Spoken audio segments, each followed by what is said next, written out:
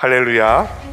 네, 오늘도 아름다운 교회 예배 나오신 여러분들을 주님의 이름으로 환영하고 축복합니다. 사람들마다 잘 변하지 않는 생각들이 있습니다. 사실 자세히 들어보면 너무 단순화되어 있고 일반화되어 있는 생각임에도 불구하고 어떤 생각을 고집하고 변하지 않는다면 우리는 그것을 뭐라고 부르냐면 고정관념이다 또는 편견이다 라고 부릅니다. 고정관념이라는 것은 사실 그 자체만으로는 나쁘다고만 할 수는 없습니다. 왜냐하면 고정관념이 생긴 것 자체가 내가 판단을 빠르게 하기 위해서 생긴 거거든요. 내가 고민하지 않고 판단을 하기 위해서 생긴 겁니다. 그러나 일반적으로는 현대에 들어서 고정관념이라는 말은 부정적 의미를 내포하고 있습니다. 왜냐하면 특정 사회나 개인이 차별적인 말과 행동을 할 때 그 밑바닥에 깔려 있는 것이 고정관념이거나 편견일 가능성이 매우 높기 때문입니다. 예를 들어 보겠습니다. 우리나라 사람들이 가지고 있는 고정관념이 있습니다. 그 중에 아주 차별적이죠. 동남아 사람들은 게으르기 때문에 그 나라가 못 산다 라고 말하는 사람들을 본 적이 있습니다. 심지어 제가 그 말을 하시는 분들 중에 외국에서 선교하시는 선교사님들이 그런 말씀을 하시는 경우도 보았고요. 한국에서 외국인들을 대상으로 목회 활동을 하시는 목사님 중에 외국인들 쟤네들은 너무 게을러 라고 말씀하시는 분들을 본 적도 있습니다. 솔직히 조금 고약한 고정관념이다 라고 생각을 합니다. 저는 그런데 올해 많은 대한민국 사람들이 동남아 사람들이 게으르다는 고정관념이 깨졌을 거라고 기대합니다. 왜냐하면 한국이 동남아만큼 더웠거든요. 외부 온도가 인간의 체온인 37도보다 높은 환경에서 일한다는 게 무슨 일인지 알게 되었거든요. 뉴스를 하나 소개합니다. JTBC에 보도되었고 JTBC뿐만 아니라 다른 데서도 다 보도가 됐습니다만 외국인 노동자는 아주 더운 시간에도 일을 하고 있었어요. 그런데 한국 사람들은 날이 덥다는 이유로 오후 1시에 퇴근했습니다. 그럼 누가 더 게으른 걸까요? 또 한 가지 편견이 더 있죠. 쟤네는 더운 나라에서 왔으니까 더위를 더 잘 견딜 거야 라는 고정관념과 편견 때문에 저런 일을 저질렀다가 외국인 노동자가 사망하게 됐던 사건입니다. 이런 잘못된 고정관념은 역사적으로 사례가 매우 많습니다. 예를 들어 홀로코스트가 그렇습니다. 독일인들이 유대인들에게 가졌던 나쁜 고정관념이 홀로코스트를 낳았습니다. 그리고 또 그뿐만 아니라 흑인 인권 운동의 배경이 되는 흑인 차별도 잘못된 고정관념이라고 할 수 있겠습니다. 낮은 교육 환경이 그 사람들 자체가, 그 인종 자체가 비계하다라고 생각을 했던 고정관념인 거죠. 투표권에 대해서도 마찬가지입니다. 왜 여성들에게 투표권을 주지 않았었냐면 여성들이 처음에 교육을 받지 못했는데 그것 때문에 남성들보다 여성들은 사고력이 떨어진다라는 고정관념이 있었어요.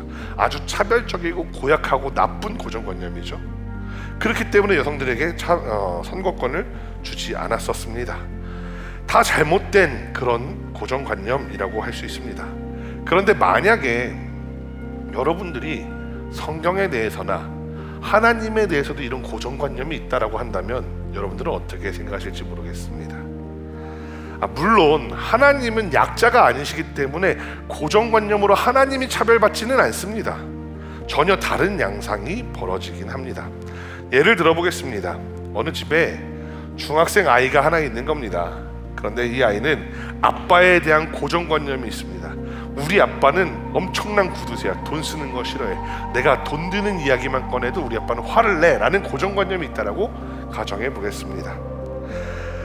아이는 늘 필요한 게 있어도 아빠한테 말하는 걸 주저했습니다. 근데 하루는 아빠가 먼저 아들의 신발을 봤는데 신발이 너무 너덜너덜한 거예요. 왜냐하면 저 신발 하나만 신고 다녔을 뿐만 아니라 저 신발로 축구도 했고 그 다음에 매일매일 저 신발 하나만 신었기 때문에 신발이 너덜너덜했습니다. 아빠가 먼저 마음을 먹었습니다. 아들 신발 하나 사줘야 되겠다. 내가 구두쇠이긴 하지만 아들 신발 한 켤레는 사줘야 되겠어. 그래서 아들 방은 문을 두드립니다. 똑똑똑. 아들 뭐 필요한 거 없니? 근데 아들 머릿속에 고정관념이 있잖아요. 우리 아빠는 돈 쓰는 거 싫어해. 지독한 구두쇠야. 신발이 좀 떨어지긴 했는데 이거 얘기하면 분명히 아빠 또 화낼 거야. 야, 그거 1년은 더 신겠다. 이런 식으로 화낼 거야 라고 고정관념을 가지고, 아버지 저 필요한 거요. 저 사실 잘 못 풀겠는 수학 문제가 하나 있는데 이거 한 번만 봐주세요 라고 말을 한다라고 가정해 봅시다. 아들이 아버지에게 고정관념을 가지고 있다 보니까 아빠가 신발을 사주려고 하는데 그 신발을 받을 수가 없게 되는 겁니다. 마찬가지입니다. 우리가 하나님에 대해서도 고정관념을 가질 수 있습니다. 야, 하나님은 이러이러한 방식으로 역사하시는 분이야, 하나님은 이런 분이야라고 내가 고정관념을 가지면 문제가 하나 생깁니다. 무슨 문제냐면 바로 내가 하나님의 은혜를 제한해 버릴 수 있다라는 문제인 겁니다. 하나님이 은혜를 부어주고 싶은데 내가 그 은혜를 받을 수가 없게 돼버리는 겁니다. 우리는 삼위일체 하나님에 대해서 고정관념이 있습니다. 명제 하나를 생각해 보겠습니다. 이 명제는 이런 겁니다. 하나님은 놀라운 일을 행하시는 분이다 라는 명제는 기독교에서는 참이라고 말합니다. 그런데 이 놀라운 일을 이루시는 분이다, 놀라운 일을 행하시는 분이다라는 이 말에서 우리가 놀라운 일을 고정관념을 가지고 생각을 한다는 거죠. 예를 들어 이런 겁니다. 많은 사람들이 기도할 때 하나님의 기적을 바라보면서 기도합니다. 성경을 읽어보니까 그런 장면이 눈에 들어오거든요. 모세가 기도할 때 홍해가 갈라지는 그런 역사가 나타나거든요. 여호수아의 앞을 막아섰던 여리고성이 기도하면서 7바퀴를 돌고 순종하니까 여리고성이 무너지는 역사가 나타나거든요. 갈멜산에서 엘리야가 기도하니까 하늘에서 불이 떨어지는 역사가 나타나거든요. 폭풍 속에서도 물 위를 걸어오셨던 예수님이 성경 속에 있거든요. 그래서 많은 사람들이 기도합니다. 어떻게 기도하냐면 문제를 만났을 때 기도합니다. 자연스럽게 문제를 해결해 달라고 하나님께 기도합니다. 하나님, 나 물질의 문제가 있어요. 자녀의 문제가 있어요. 건강의 문제가 있어요. 하나님, 그것을 초월적인 능력으로 해결해 주세요 하고 기도합니다. 또 어떤 분들은 간증하고 다닙니다. 여러분, 제가요 어떤 병이 있었는데요, 제가 어떤 어려움이 있었는데요, 제가 하나님께 기도했더니 이렇게 나았습니다. 이렇게 그 문제가 해결되었습니다. 제 사업이 이렇게 잘 되고 평안하게 되었습니다. 여러분, 그러니까 기도하십시오 이렇게 이야기합니다. 그런 간증을 듣다 보면 나도 기도하고 싶어집니다. 내 앞에 놓인 문제가 떠오릅니다. 내 대출금은 어떻게 하지? 우리 아이가 성장이 더디고 몸이 약한 건 어떡하지? 남편 사업은 어떡하지? 그러면서 기도합니다. 하나님, 저에게도 기적을 주세요. 그런데 앞서도 말씀드렸지만 이것이 바로 우리가 가지고 있는 고정관념입니다. 앞서 제시했던 명제를 다시 한번 생각해 보겠습니다. 하나님은 놀라운 일을 행하시는 분이다. 여기에 놀라운 일을 우리가 마음대로 정해버렸기 때문에 이런 고정관념이 생기는 겁니다. 물론 하나님은 놀라운 일을 행하시는 분이 맞습니다. 그런데 앞서 언급했던 성경 이야기를 다시 한번 생각해 보겠습니다. 모세가 기도할 때 홍해가 갈라졌던 것, 네, 맞습니다. 놀라운 일입니다. 근데 또 한 가지 놀라운 이야기를 알려드릴게요. 모세가 출애굽기 3장에서 하나님을 만나러 갑니다. 엊그저께 은성이랑 넷플릭스에서 이집트 왕자를 다시 보게 되었는데 거기 떨기나무 가운데 하나님이 역사하시는 장면이 나와요. 떨기나무가 불타고 있으면서 거기서 하나님이 모세에게 말을 하는 거예요. 근데 그 이집트 왕자는 잘 그려지지 않는데 성경을 자세히 뜯어보면 하나님이 모세한테, 야 모세야, 너 가서 이스라엘 백성들을 이집트에서 탈출시켜라 라고 말하니까 모세가, 하나님 저 못해요. 전 능력이 없어요. 야 그래? 그럼 내가 기적을 보여줄게. 하나님 기적을 보여주세요. 그러니까 모세가, 하나님 저 또 못해요. 왜냐면 저 말 잘 못해요. 그래? 그럼 내가 네 형 아론을 붙여줄게. 네 형 아론 말 엄청 잘해. 하나님 저 못해요. 사람들이 제 말을 들을까요? 아니야, 다 듣게 해줄게. 놀라운 일이 여기에도 있어요. 뭐냐면 하나님이 기껏 인간을 설득하는 장면이에요. 전능하신 하나님이 모세가 아니면 일을 못하시는 게 아닙니다. 그런데 하나님은 모세를 설득하셨다라는 겁니다.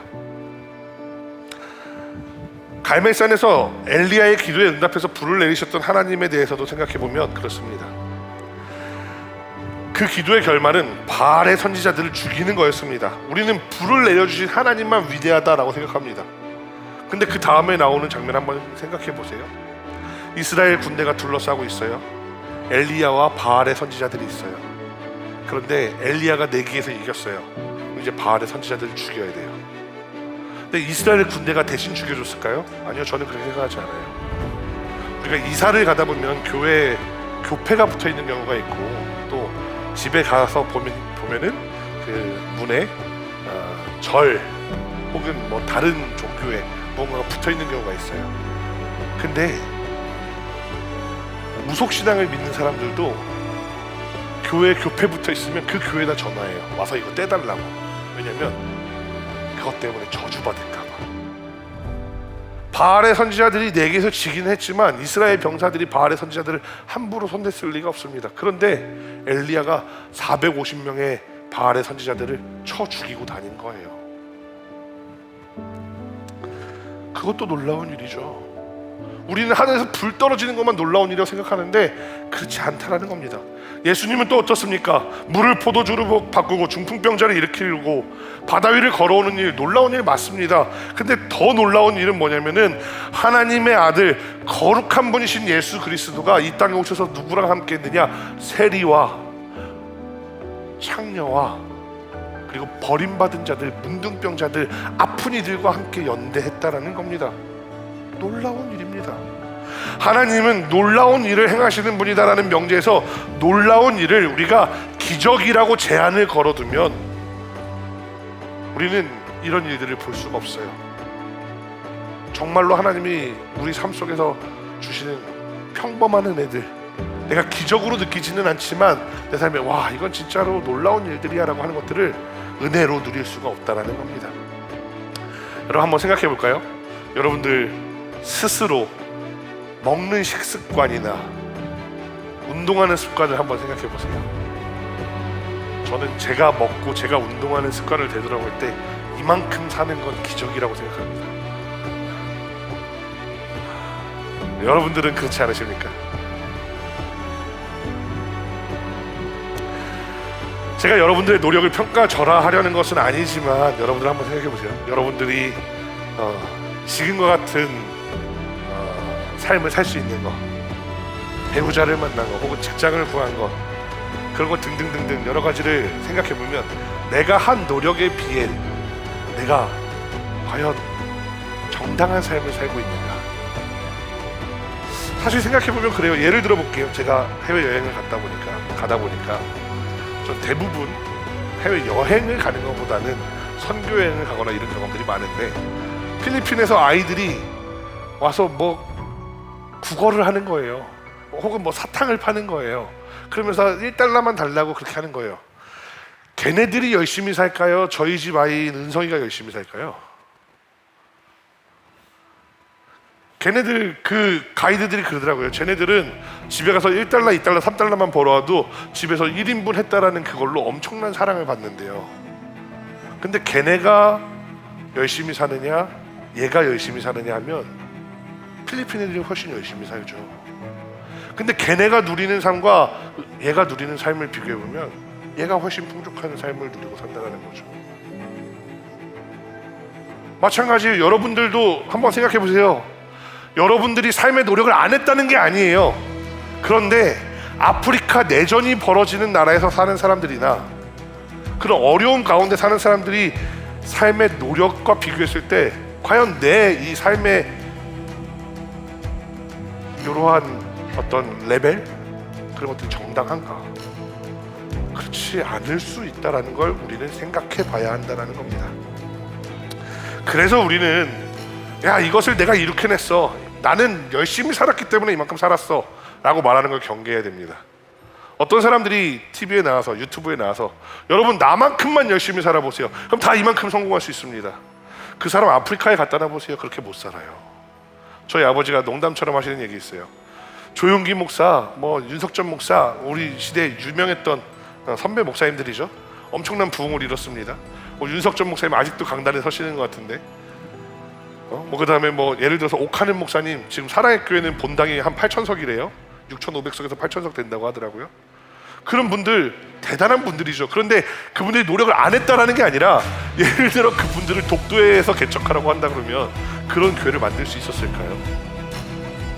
그러니까 물론 그분들이 서울에 자리 잡은 것도 그분들의 능력이라고 할 수도 있어요. 쟤네는 독도에다 갖다 놓으면 길을 쓰고 서울에 와서 개척했을 거야 라고 할 수도 있습니다만, 우리가 그거를 내 삶의 결과를 내 노력의 결과다, 내가 투자한 결과다, 내가 똑똑한 결과다라고 말하는 것이 아니라, 하나님이 거저 주신 것이구나. 그리고 또 반대로 어려움 가운데 있는 사람들, 그들이 게을러서가 아니라 그들의 환경이 허락하지 않아서 저들은 저렇게 어려움을 당하고 있구나라고 생각해 볼 가치가 있다라는 겁니다. 그렇게 우리가 생각할 때 더 많은 은혜를 깨달을 수 있게 된다라는 겁니다. 오늘 본문도 그러합니다. 지난주에 이어서 이번 주는 아이성 두 번째 전투입니다. 지난주 말씀을 기억해 보겠습니다. 여호수아는 정탐꾼의 이야기를 듣고 아이성에 3,000명의 병사를 보냈다가 패퇴했습니다. 하나님의 응답이 없었는데 정탐꾼의 말만 듣고 쳐들어갔다가 패한 겁니다. 여호수아는 이 일로 하나님 앞에 무릎 꿇었지만, 무릎 꿇었을 때의 기도의 내용이 따져 묻는 것 같은 뉘앙스였다라고 지난주에 말씀드렸습니다. 그런데 지난주와 이번 주 말씀 사이에 알고 봤더니 하나님의 물건을 도둑질했던 아간이 있었습니다. 많은 백성들이 아골골짜기라는 곳으로 아간을 끌고 가서 처형합니다. 그리고 났더니 오늘 본문에서 하나님이 다시 여호수아에게 말씀하시는 겁니다. 1절 말씀입니다. 여호와께서 여호수아에게 이르시되 두려워하지 말라, 놀라지 말라. 군사를 다 거느리고 일어나 아이로 올라가라. 보라, 내가 아이 왕과 그의 백성과 그의 성읍과 그 땅을 다 내 손에 넘겨주었다라고 말합니다. 그런데 2절 말씀을 우리가 한번 다시 읽어보겠습니다. 오늘 아까 함께 읽었던 본문인데요, 다 같이 읽겠습니다. 시작.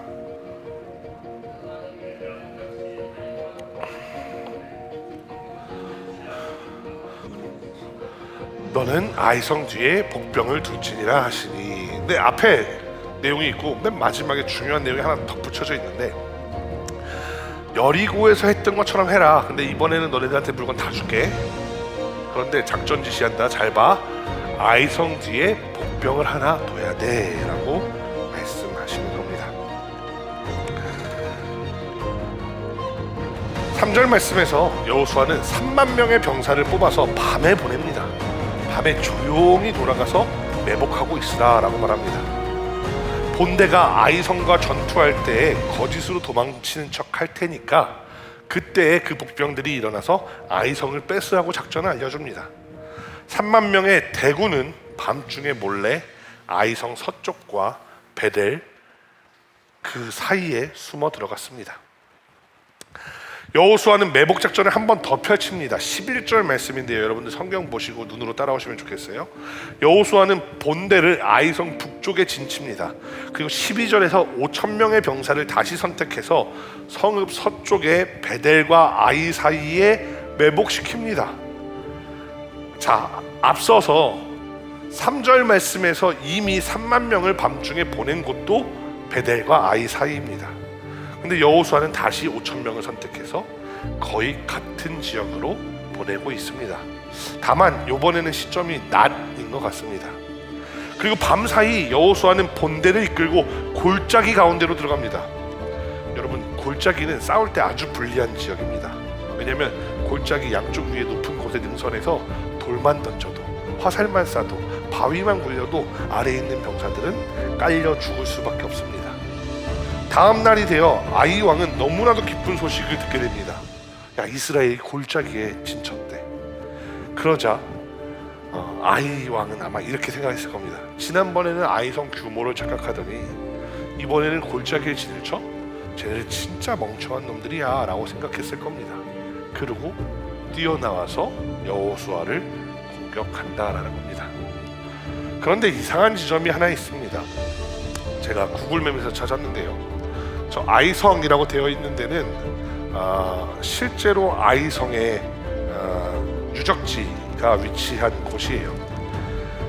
그리고 베델이라는 곳이 바로 옆에 있습니다.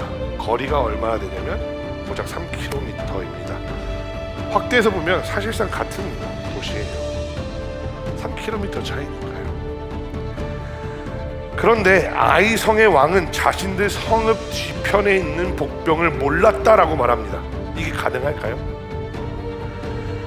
저는 개인적으로 불가능하다라고 생각합니다. 두 도시의 거리가 3km밖에 되지 않는데 그 사이에 몇 명이 지금 숨어 있는 거냐면 35,000명이 숨어 있는 겁니다.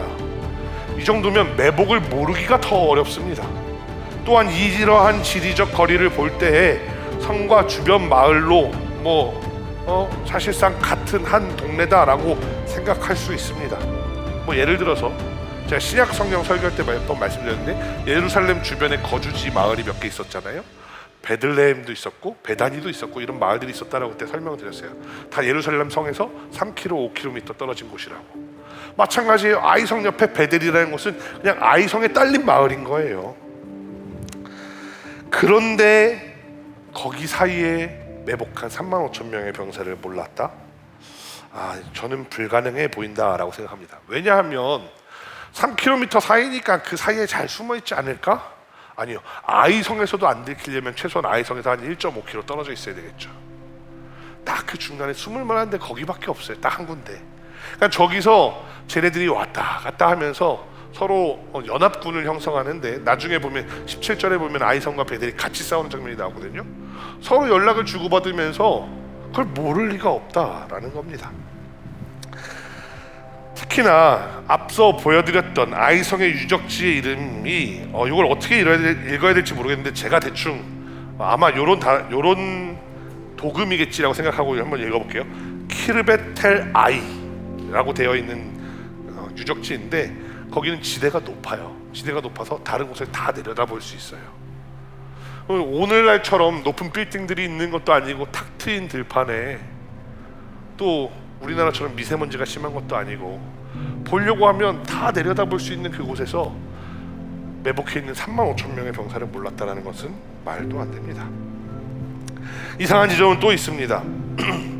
35,000명이 베델과 아이 사이에 매복해 있는데 17절에 보니까 아이성과 베델은 연합해서 여호수아의 본대를 추격합니다. 아이성은 그렇다 치더라도 베델 사람들은 어떻게 된 걸까요?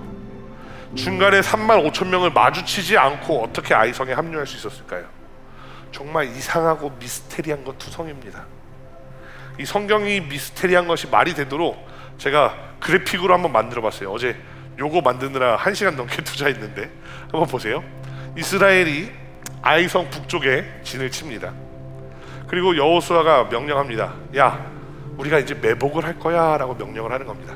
그래서 병사들을 베델과 아이성의 그 사이, 아이성의 서쪽에서 베델로 올라가는 길에 매복해라 해서 3만 명이 매복을 하는 겁니다. 그리고 다음 날 여호수아는 다시 병력을 보냅니다. 이번에는 5,000명을 보냅니다.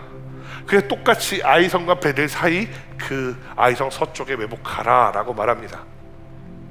그리고 다음날 아침이 되었습니다. 아이성 사람들이 보니까 이스라엘이 골짜기에 진쳤네, 지금 공격해야 돼 라고 이야기를 하는 겁니다. 그래서 베델에다가 사람을 보내서 같이 공격하자라고 약속을 한 것 같습니다.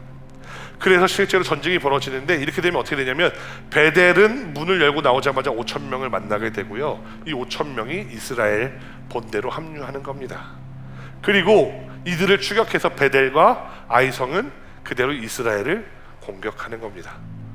특히나 이제 중간에 매복해 있었던 것까지 몰아냈다라고 생각을 하게 되니까 성경에 뭐라고 되어 있냐면 수비 병력을 남기지 않고 다 쳐들어갔다라고 되어 있습니다. 실제로 수비 병력이 하나도 남아있지 않으니까 이번에는 이 3만 명이 아이성으로 진격해서 차지하게 되는 겁니다. 이게 보통의 숫자가 아니라 3만 명이나 되는 아주 많은 숫자니까 다시 아이성으로 돌아와서 아이성을 공격할 수가 없는 거예요. 왜냐하면 성이라는 시설도 끼고 있고 심지어 성 안에 인질들도 있는데 병력도 3만 명이나 되니까, 그러니까 베델과 아이성에서 이스라엘을 공격하려고 했던 사람들은 오히려 반대로 이스라엘과 아이성 사이에 포위된 형태가 되는 겁니다. 제가 이거 어제 애니메이션으로 만든다고 하루 종일 걸렸는데 어떻게 이해가 좀 되시나요? 다행입니다. 물론 이제 성경에는 조금 두루뭉술하게 되어 있습니다. 오늘 본문에 5,000명의 병사가 유인책이었다는 말이 절대 나오지 않고 있기 때문입니다. 베델의 합류가 그 5천 명을 공격하면서 이루어졌다라는 말도 없습니다. 그런데 사실 이 성경 본문이 되게 난해한 본문으로 꼽히는데 3만 명 보내고 5천 명 보내고 이러다 보니까 성경학자들 사이에 의견이 분분해요. 예를 들어서 이런 거예요. 전승이 내려오는 거예요. 우리가 성경을 알잖아요. 성경을 아는데 얘네들이 이거를 구전전승으로 내려오던 거를 나중에 후대에서 기록을 하다 보니까 3만 명을 보냈대라는 이야기가 있고 5천 명을 보냈대라는 이야기가 두 개가 내려오는데 둘 다 너무 그럴싸해서 그냥 둘 다 적었다라는 거예요. 원래는 한 번만 보냈을 거다라고 추측을 하는 학자들도 있어요. 좀 이상하죠. 그러면 우리가 들고 있는 성경이 검증도 제대로 거치지 않고 이상한 내용을 중복 기재한 성경책이 되기 때문에 저는 그 해석을 좋아하지 않습니다. 또 반대로 이거를 문학적인 의미로 해석하는 사람들이 있어요. 또는 상징적인 의미로. 혹은 우리가 삼국지를 읽을 때 실제로 병사가 얼마 되지 않는데 막 부풀렸다라고 말하는 경우가 있잖아요. 그런 식으로 이해하는 경우가 있어요. 근데 저는 그런 해석을 별로 좋아하지 않습니다. 왜냐하면 여러분들이 가진 성경책은 이 자체로도 이미 충분히 은혜 받을 수 있을 만한 도구이지 그런 식으로 신뢰도가 떨어지는 문서가 아니기 때문입니다. 그렇기 때문에 3만 명을 보내고 5천 명을 보냈다라는 이 이야기가 둘 다 말이 되게 해보려고 하다 보니까 저런 가설이 나오게 되는 겁니다. 어찌되었건 결국 매복해 있던 병사들은 수비 병력조차 남기지 않아 아이성을 손쉽게 차지합니다. 그리고 성에 불을 지릅니다. 이스라엘을 추격하던 아이 사람도 베델 사람도 그리고 도망하던 이스라엘 사람들도 뒤에 아이성에서 나는 연기를 보았습니다. 그 연기를 시작으로 전세가 뒤집어졌죠. 이제 반대로 아이와 베델의 군대는 아이성과 여호수아 번대 사이에 포위가 되어버렸습니다. 하나님이 주신 매복 작전을 통해 아이성을 점령하게 된 것입니다. 물론 어떤 성경학자들은 또 어떤 목사님들은 여호수아 7장 8장의 이야기를 아간의 이야기가 가장 중요한 핵심 메시지다 라고 이야기하시는 분들이 있습니다. 그게 가장 중요한 주제의식이다 라고 말하는 경우가 있습니다. 하나님의 것을 도둑질한 사람들에게 하나님은 승리를 허락하지 않으시고 또 우리가 그것을 돌이켜 회개하기만 하면 또 다시 하나님은 승리를 허락하신다라는 이야기라고 이 성경을 해석하시는 분들도 있습니다. 그런데 저는 또 다른 한편으로 생각해 보고 싶습니다. 뭐냐면 하나님은 기적으로도 일하시지만 하나님은 인간의 상식 또 인간의 놀라운 계획처럼 보이는 그러한 형태로도 일하신다라는 겁니다. 지난주 말씀과 더불어 생각해 보겠습니다. 여호수아는 정탐을 보냈습니다. 정탐은 아이성에 대한 잘못된 정보를 가지고 왔습니다. 사람의 방식으로 전쟁하려고 했었던 여호수아와 이스라엘은 패배했습니다. 두 번째 전투를 벌이는데 하나님의 방식이니까 이번엔 놀라운 기적으로 이길 거야 라고 생각을 하는 사람도 있었습니다. 하지만 하나님은 누구보다도 사람의 방법처럼 보이는 매복책을 통해서 이기게 하셨습니다. 하나님은 기적으로도 일하시지만 하나님은 인간의 방법으로도 일하신다라는 겁니다. 하나님은 모든 것 위에 뛰어나신 분입니다. 제가 어렸을 때 발칙한 상상을 하나 해봤습니다. 제가 당시에 바둑을 배울 때였는데 당시에 제일 잘 나가던 유명한 기사는 이창호 구단이었습니다. 이런 상상을 한 거죠. 하나님은 이창호 구단보다 바둑을 잘 두실까? 여러분 어떨 것 같으세요? 저희에게 직접 대응해 볼까요? 하나님은 저보다 목회를 잘 하시겠죠. 당연히 하나님 저보다 설교도 잘 하실 겁니다. 여러분들로 한번 바꿔볼까요? 여러분들이 하고 있는 일에 하나님을 대표해 볼게요. 여러분들이 하고 계신 그 일보다 하나님이 그 일을 더 잘하실까요? 저는 물론 하나님이 더 잘하실 거라고 믿습니다. 심지어 저희가 게임도 해보잖아요. 하나님은 저희보다 게임도 잘할 거라고 확신합니다.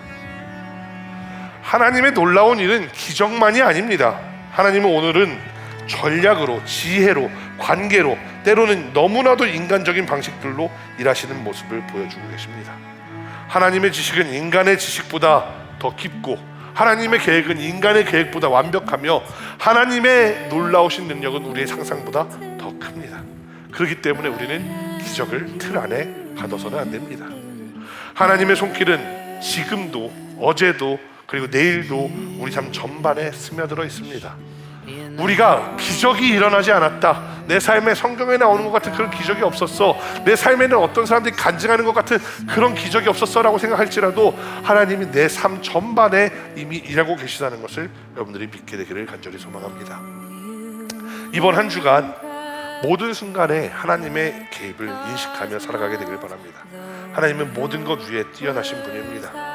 어떤 성도님들이 내 인생에서 하나님은 침묵하고 계시다, 나는 응답받아 본 적이 없다 라고 말합니다. 그런데 나의 고정관념 때문일 수도 있다는 겁니다. 하나님이 음성으로 응답하셔야 된다는 것, 하나님이 기적으로 응답하셔야 된다는 것, 고정관념일 수 있습니다.